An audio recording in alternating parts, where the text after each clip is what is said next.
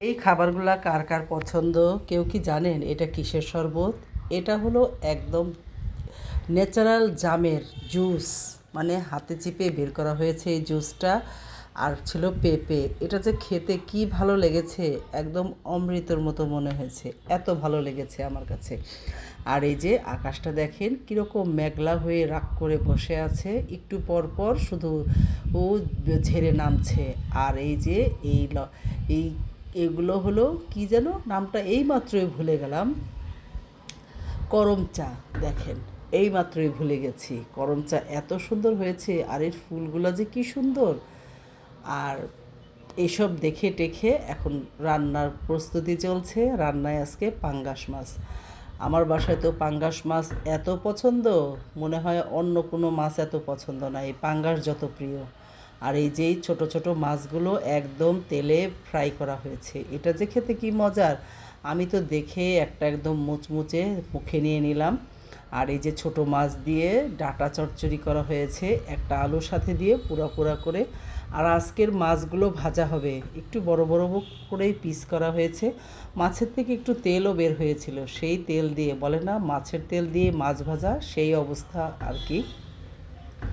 তো ওইভাবেই মাছগুলো ভেজে নেওয়া হচ্ছিল, একদম সুন্দর লাল লাল করে মাছ ভাজা হচ্ছে।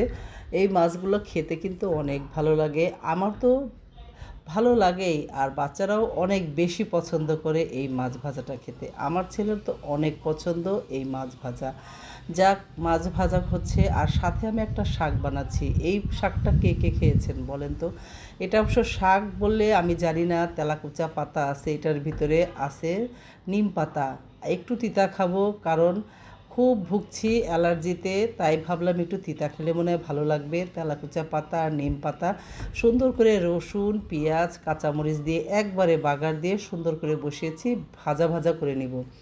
এক পাশে মাছ ভাজা হচ্ছে, আর এক পাশে এই ভাজাটা একদম মোচমোচা করে নিলে হবে কি গরম ভাতের সাথে খেতে অনেক ভালো লাগবে। আর এই যে মাছ ভাজা একদম কমপ্লিট, এর মাঝখানে একটু আনারস খেয়ে নিলাম সবাই মিলে। এই গরমের ভিতরে একটু এরকম টকটক মিষ্টি মিষ্টি ফলগুলো খেতে ভালোই লাগে, আমার তো অনেক ভালো লাগে। আর এই যে রান্না শেষ, সব কিছু শেষ করে সবাই খেতে বসেছে।